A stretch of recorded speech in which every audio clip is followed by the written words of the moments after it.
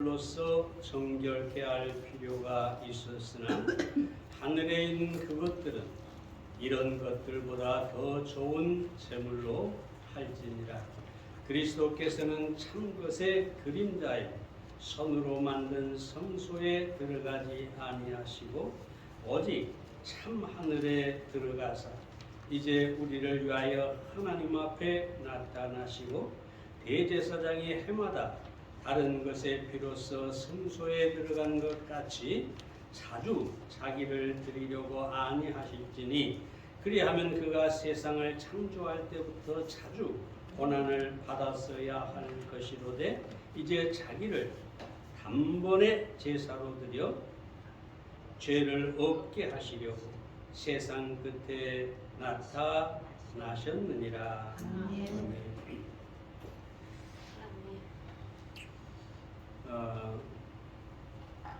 아시시의 프란시스가 어렸을 때 일이라고 합니다. 어느 날 그가 아시시 근방의 들길에서 아주 슬피 울고 있었다고 합니다. 그래서 지나가던 사람이 그에게 물었습니다. 아니, 너는 왜 울고 있느냐? 그러자 그는 눈물을 훔치며 이렇게 말했습니다. 나는 예수님의 십자가 고난을 생각하고 울고 있어요.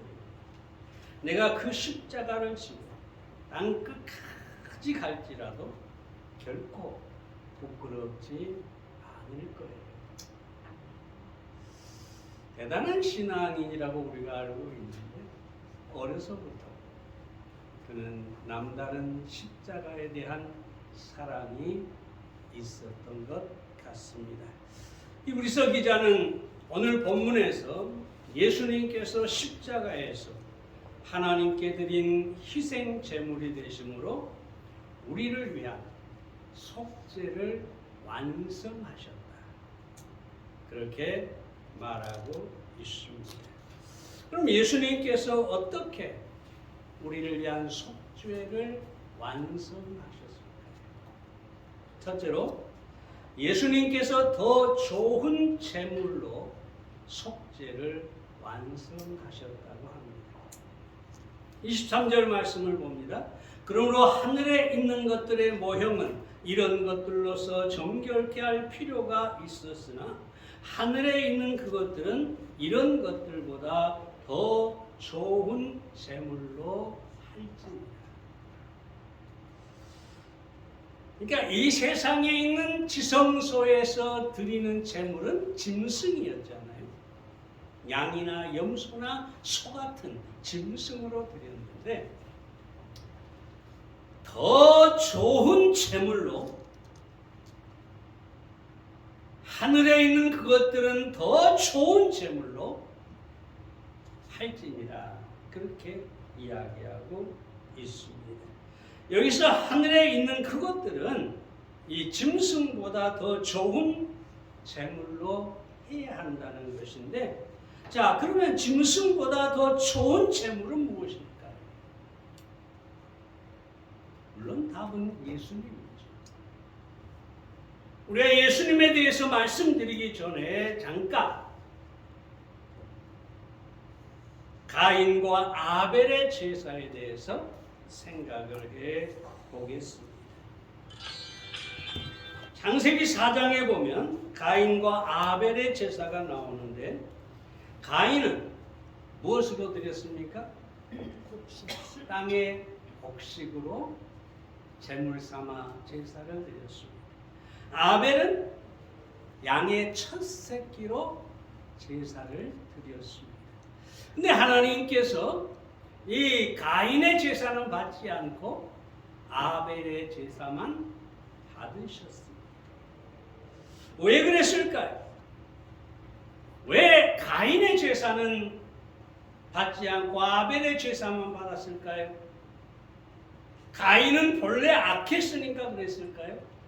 아벨은 본래 선하니까 그랬을까요? 여러분, 일반적으로 가인은 악한 자고 아벨은 선한 자라 이렇게 생각하는데, 이 제사를 드리기 전에는 가인이 어떤 사람인지 아벨이 어떤 사람인지 전혀 알 수가 없습니다. 그래서 가인이 악해서 거절한 것도 아니고 아벨이 선해서 제사를 받으신 것도 아닙니다. 오직 하나님의 관심은 뭐냐? 누가 더 좋은 제물로 제사를 드렸느냐. 제물에만 관심이 있어요. 누가 속죄의 제물, 누가 죄를 사함받기 위해서 어떤 제물로 드렸느냐, 거기에 하나님의 관심이 있는 것이죠. 그래서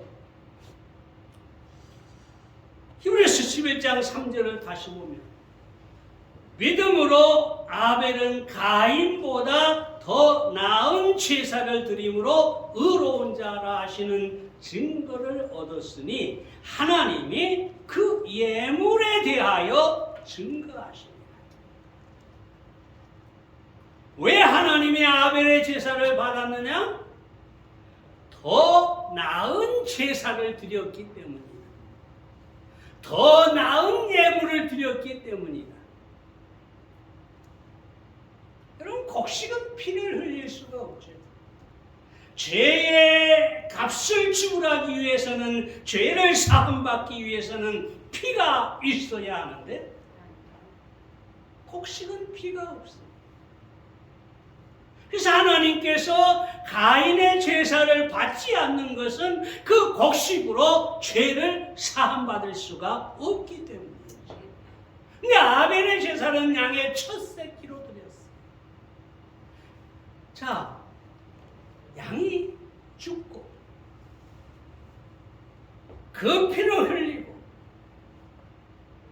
바로 그 아벨이 드린 양은 곡식보다 더 나은 예물이었다. 그래서 아벨의 죄값으로 양의 피를 흘린 것을 받으셨다는 얘기죠. 사랑 여러분, 만약 빚을 진 사람이 있다고 생각해 보세요. 빚을 갚으러 온다고 왔어요. 근데 이 빚을 받을 사람이 가진 관심은 뭘까요? 과연 이 사람이 착한 사람이냐? 응?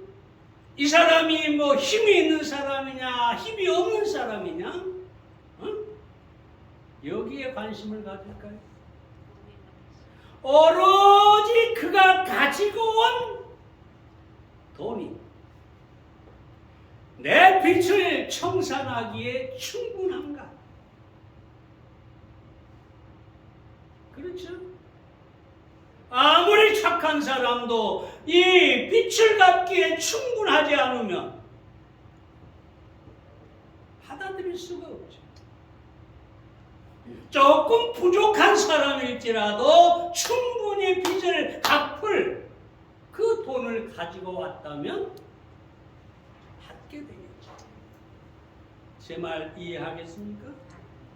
아벨의 제사는 죄값을 지불하기에 충분한 값이 되었다는 거예요. 그래서 오늘 이 본문에 뭐라고 합니까? 예수님이 더 좋은 제물. 예수님은 사실 가장 좋은 제물이고 죄값을 위한 유일한 제물이 되시는 것입니다. 그러므로 우리는 내가 어떤 사람이냐가 중요한 거 아니에요. 내 과거가 얼마나 죄가 많느냐 중요한 게 아니에요. 내가 하나님 앞에 가지고 오는 제물이 만약에 예수 그리스도라면 그 제물은 내 죄를 사하고 나를 위해 속죄하기에 충분하다는 것입니다. 그래서 예수님께서 더 나은 예물로 예수님 자신이 죄값을 지불하기에 충분한 재물이기 때문에 그 재물 대심으로 우리 속죄를 위해서 속죄를 완성하셨다. 다 이루셨다. 그 십자가에 달려서도 운명하시면서 뭐라고 하십니까? 다 이루셨다. 죄값을 다 지불했다. 속죄를 완성했다. 라고 말씀하는 거죠.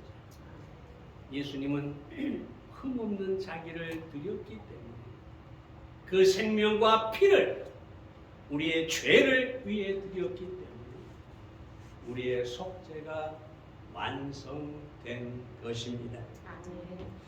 오하이오주의 한 도시에서 여론조사가 있었는데 675명의 사람들에게 어떻게 하면 사람이 천국 갈 수가 있을까요? 라고 질문을 했어요. 근데 85% 정도의 사람들이 성경에 나온 대답을 하지를 못했어요. 성경에 나온 대답은 무엇입니까? 어떻게 천국 갑니까? 예수님 피로. 우리를 위해 속죄를 완성하신 예수 그리스도를 믿음으로 우리가 천국에 가는 것이죠. 근데 그 대답을 못했다는 거예요. 그래서 이제 그 분석을 해보니까 어떤 사람들은 교회 등록을 하고 예배를 빠짐없이 참석하다 보면 천국에 갈 수가 있을 것입니다. 어떤 사람은 선한 일생을 삶으로써 천국에 갈 수가 있을 것입니다. 어떤 사람은 단순히 성경을 읽음으로 천국에 갈 수 있다고 대답하는 사람도 있었고, 심지어 어떤 사람은 자기 자신의 노력으로 얼마나 노력하느냐에 따라서 천국에 갈 수가 있다고 대답을 했어요. 또 어떤 사람은 무슨 종교를 믿든지 무엇을 믿든지 그 믿음을 굳게 지키면 천국에 가게 될 것이다. 또 이렇게 대답하는 사람도 있었어요. 그런 사람 여러분 잘 들으십시오. 이 모든 행위는 가인의 재물과 같은 것입니다. 자기 행위의 열매로 천국에 가고 죄사함을 받고 구원을 얻고자 하는 것이기 때문에 그것이 종교이든 선한 것이든 또는 다른 어떤 대단한 행위라 할지라도 하나님이 보시기에 죄값으로 충분하지 않는 것이죠. 여러분 얼마나 놀라운 은혜입니까? 우리가 만약에 죄값을 스스로 갚으려면 얼마나 힘들까요? 오늘날도 많은 교회를 다니는 사람들이 어떻게 하든지 자기 노력으로 천국을 가려고 헌금도 바쳐보고 예배도 드려보고 그저 금식도 해보고 온갖 종교적인 행위를 다 하는데 그래도 구원의 확신이 없지요. 아무리 많은 것을 하나님 앞에 가지고 가도 그게 다 가인의 예물에 불과하니까 그것이 죄를 사할 수 있는 것이 아니기 때문에 계속해서 확신이 없이 두려워하고 또 두려워하고 자기가 조금만 잘못하고 조금만 게을러지고 조금만 죄를 지어도 지옥 갈까 두려워하고.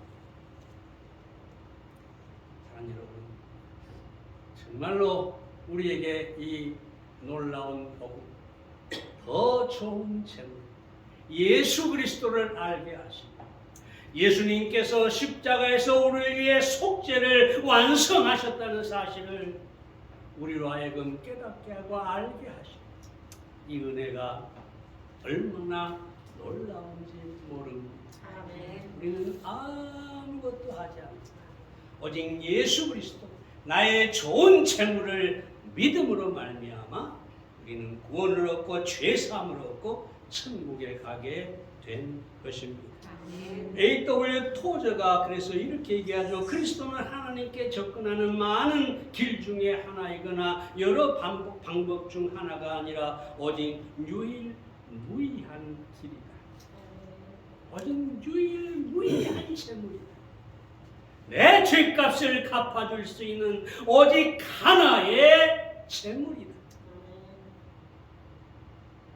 그래서 예수님은 그 더 좋은 예물 대신 자신의 몸으로 우리의 속죄를 위해 그 속죄를 완성하셨습니다. 아멘. 두 번째로 예수님은 하늘에 올라가 피를 뿌리심으로 속죄를 완성하셨습니다. 24절 말씀 보면 그리스도께서 참것의 그림자인 손으로 만든 성소에 들어가지 아니하시고, 여기서 그림자인 성소는 이 모세의 성막, 솔로몬의 성전과 같은 것을 말하는 것입니다. 예수님은 거기에 들어가지 않고 오직 참 하늘에 들어가서 이제 우리를 위하여 하나님 앞에 나타나시고, 이런 구약에서 대제사장이 속죄의 제물을 잡고 그 피를 가지고 그 휘장 안으로 들어가서 지성소, 하나님이 임재하시는 곳에 가서 거기에 피를, 속죄소에 피를 뿌립니다. 그러므로 완성되는 겁니다. 다시 말하면 짐승을 잡아서 번제단에서 피를 흘렸다고 속죄가 완성되는 게 아니라 어디서 완성이 되느냐? 대제사장이 피를 가지고 이 휘장 너머의 지성소라고 하는 곳에 가서 거기 하나님이 임재하시는 곳에 그 피를 뿌리고 나야 속죄가 완성이 된다. 자, 그런데 예수님은 우리의 대제사장으로 그 땅에 있는 지성소에 들어가신 것이 아니라 어디로 들어갔다고요? 참 하늘에 들어가서 우리를 위하여 하나님 앞에 나타나십니다. 지난번에도 말씀드렸지만 이 마리아가 예수님의 무덤에 갔잖아요. 예수님은 안 나게 되지. 마리아가 너무 반가워서 라보니요 하면서 예수님을 만지려고 합니다. 예수님께서 만지지 말라. 이유가 뭐였다고 그랬어요? 내가 아직 아버지께로 올라가지 못했다. 그 말은 무엇입니까?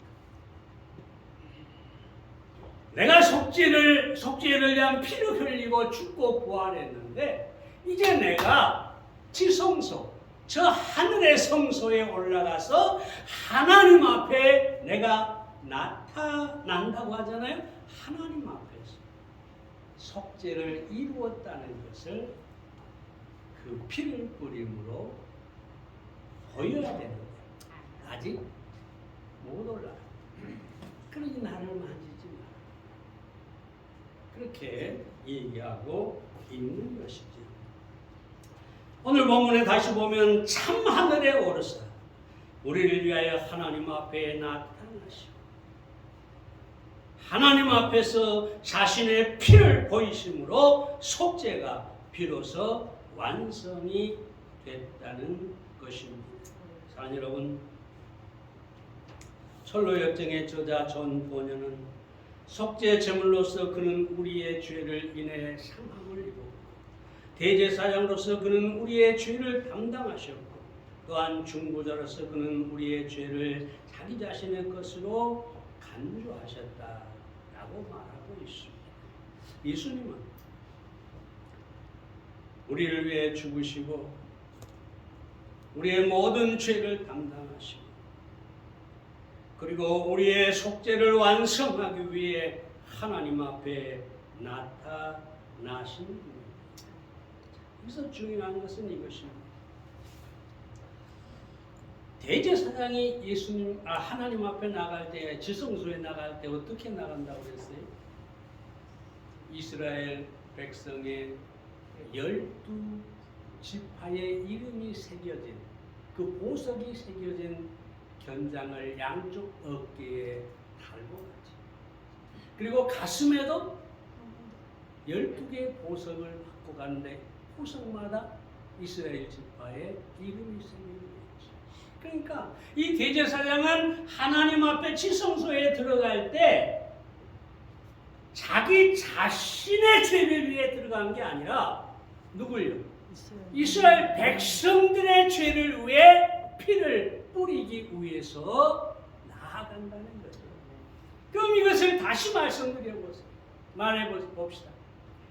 대제사장이 지성소에 들어가는 순간에 그 대제사장과 함께 누가 들어갔을까요?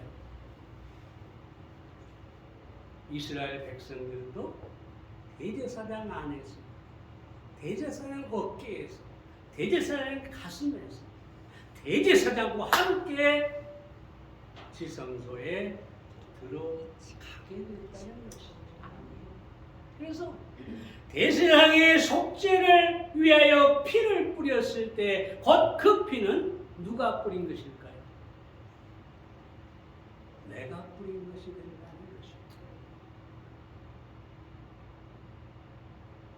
이해가 됩니까? 내가 그 피를 뿌리고 내 속죄가 거기에서 완성되었다는 것입니다. 그러므로 우리는 예수 그리스도와 함께 또는 예수 그리스도 안에서 완성된 속죄를 우리는 누리고 살아가게 된 것입니다. 에베소서 2장 4절부터 6절 우리 잘 압니다. 다시 한번 봅니다. 긍휼에 풍성하신 하나님이 우리를 사랑하신 그 큰 사랑을 인하여 허물로 죽은 우리를 그리스도와 함께 살리셨고 너희가 은혜로 구원을 얻은 것이라 또 함께 일으키사 그리스도 예수 안에서 함께 하늘에 앉히시니. 우리가 예수님 안에서 어디에 앉아있다고? 하늘에 앉아있다. 여러분, 예수님께서 왜 하늘에 앉아 계실까요? 모든 일을 마치고 쉬신다는 얘기예요. 그러니까 속죄를 다 이루시고 더 이상 할 것이 없기 때문에 우리 주님이 하나님 우편에 앉아 쉬고 계시는 거죠. 근데 우리도 그 안에 앉아 있다고 그러죠. 그러니까 다시 말하면 우리가 우리의 속죄를 위해서 일을 해야 된다면, 선한 일을 하고 헌신을 하고 뭔가를 해야 내가 구원을 얻을 수 있다면 앉아 있으면 어떻게 될까요? 안 되겠죠. 근데 왜 앉아 있을까요? 예수님 안에서 우리의 속죄가 완성이 되어버렸기 때문에, 내 구원이 이루어져 버렸기 때문에, 내 모든 죄가 이미 사해져 버렸기 때문에 우리는 하늘에 앉아 있는 것입니다. 아멘. 얼마나 놀라운 일입니까? 너희가 선행의 사다리를 타고 열심히 선을 해서 나한테까지 올라와라 한다면 아마 개들이 무슨 줄을 타고 올라가다 떨어지고 하는 것처럼 우리는 날마다 떨어지게 되겠지. 근데 하나님께서 우리를 예수 안에서 들어서 하늘에 이미 앉혀버리시고 우리의 속죄가 완성된 거기에서 쉼을 누리게 하셨다는 것입니다. 그러면 여러분, 하늘에 앉은 자, 예수님이 속죄를 완성하셨으므로 우리 또한 다 이루고 하나님 우편에 우리도 함께 하늘에 앉아 있다는 사실을 여러분이 분명하게 아시기를 바랍니다. 아멘. 그래서 우리가 계속해서 보겠지만 히브리서 10장 18절에서 다시 제사 드릴 것이 옵니다. 왜? 속죄가 완성되었기 때문에. 죄값이 다 지불되었기 때문에 다시 제사 드릴 것이요, 다시 죄값을 드릴 것이요. 그래서 우리는 하늘에 앉아 쉬고 있는 것입니다. 그러므로 이 믿음 안에서 여러분이 정말로 구원의 확신 가운데서 쉼을 누리시기를 바랍니다. 마지막 세 번째로 예수님께서 단번에 속죄를 완성하셨습니다. 26절 말씀을 봅니다. 그리하면 그가 세상을 창조할 때부터 자주 고난을 받았어야 할 것이로되 이제 자기를 단번에 제사로 드려 죄를 없게 하시려고 세상 끝에 나타나셨느니라. 거듭 말씀드렸지만 구약에서 대제사장은 1년에 한 번씩 제사를 드렸습니다. 레위기 16장에 보면 염소 둘을 취해서 하나는 죽여서 그 피를 가지고 하나님 앞에 뿌리고 대제사장이 피를 뿌린 후에 나와서 살아있는 염소에게 안수하고 그 염소를 다시 돌아올 수 없는 먼 광야로 보낸 것이죠. 무슨 얘기냐? 죽은 염소는 이스라엘 백성의 죄값을 대신 지불한 것이고 산 염소는 그 이스라엘 백성의 죄를 짊어지고 다시는 돌아올 수 없는 것으로 가버렸다는 것입니다. 이 두 염소는 우리 주님 예수 그리스도의 그림자인 것이죠. 근데 문제는 이런 대제사장의 제사는 해년마다 제사를 드려야 되고 이 대제사장이 죽게 되면 다른 대제사장이 또 그 자리에서 제사를 드리고 늘 바뀌었어요. 늘. 왜 그럴까요? 그 제사가 완전하지 못하니까요.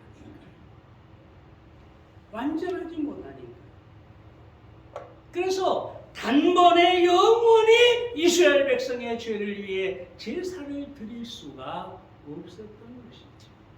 근데 예수님은 어떻게 하셨느냐? 단번에 제사로 드려 죄를 없게 하셨습니다. 여러분, 예수님이 십자가에서 우리의 죄를 위해 단번에 죄값을 지불하심으로 속죄가 완성이 된 것입니다. 이 구령 상담을 하다 보면 가끔 이런 사람들이 있어요.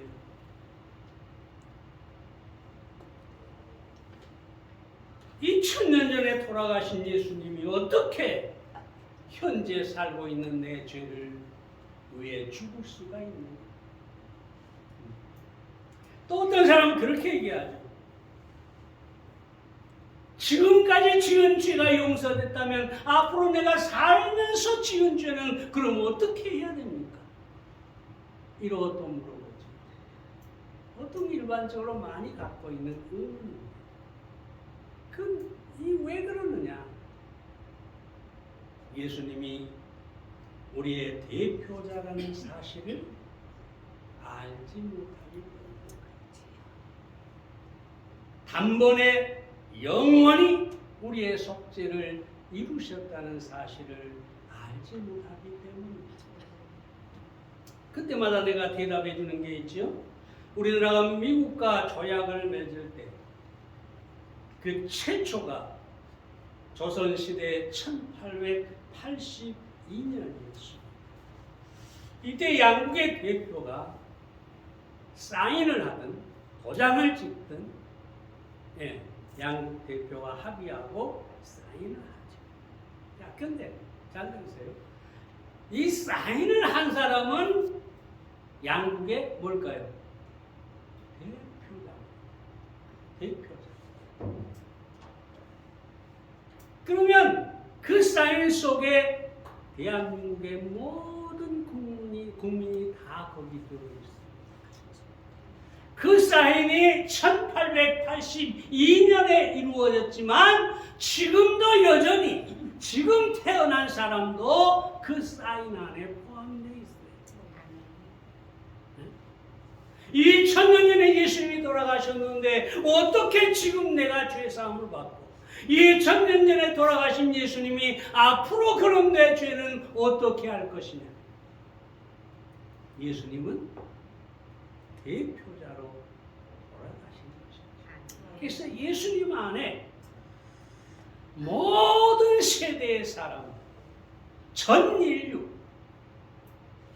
그리고 그 죄 또한 내 과거의 죄뿐 아니라 내가 죽는 순간까지 지을 죄, 그 모든 죄가 죄를 예수님이 십자가에서 담당하시고 속죄를 완성해 버리신 것입니다. 예수님은 우리의 대표자, 속죄를 완성하셨습니다. 그럼 사랑 여러분, 오늘 이 말씀에 꼭 기억을 하세요. 단번에 단 한 번에 영원히 우리의 죄값을 지불하고 속죄를 완성하셨습니다. 내 태어나서 죽는 순간까지의 모든 죄를 단 한 번의 제사를 드리는 것입니다. 단 한 번의 죄값을 갚아버려요. 그러므로 우리는 더 이상 죄값을 갚을 필요가 없습니다. 은혜입니다.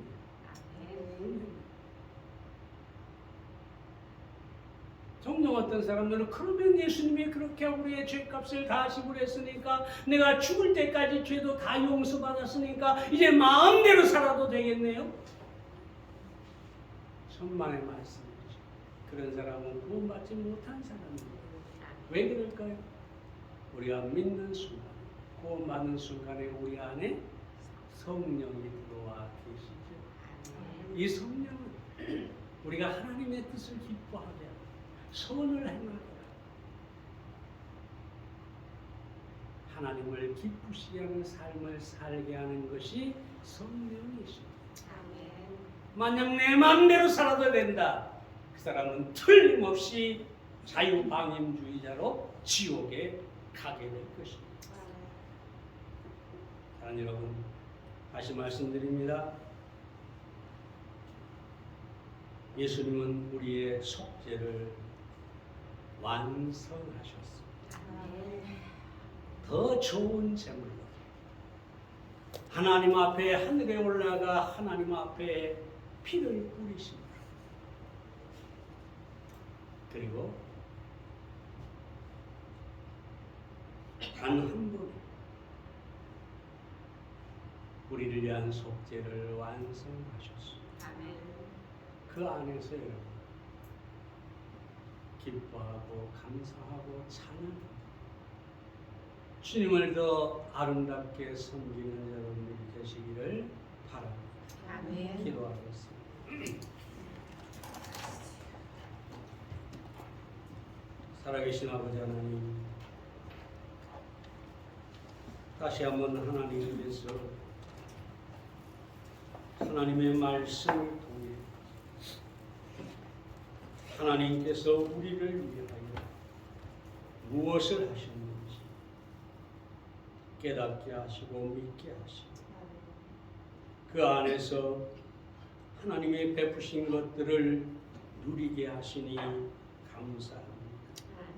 예수님께서 더 좋은 제물로 우리의 속죄를 완성하시고 하나님 앞에 그 흠없는 자기 피를 뿌리심으로 또한 죄값이 완전히 지불된 것을 하나님 앞에 보이셨습니다. 이 놀라운 속죄가 단번에 영원히 이루어진 것을 감사합니다. 그래서 우리가 다시 죄값을 지불할 필요가 없고 하나님의 심판에 들어갈 필요가 없음을 감사합니다. 우리 사랑하는 모든 성도님들, 바로 이 놀라운 속죄의 완성을 온전히 깨닫게 하시고 알게 하시고 믿게 하시고 그 안에서 쉼을 누리게 해 주시옵소서. 예수님의 기도에 싸움나이다.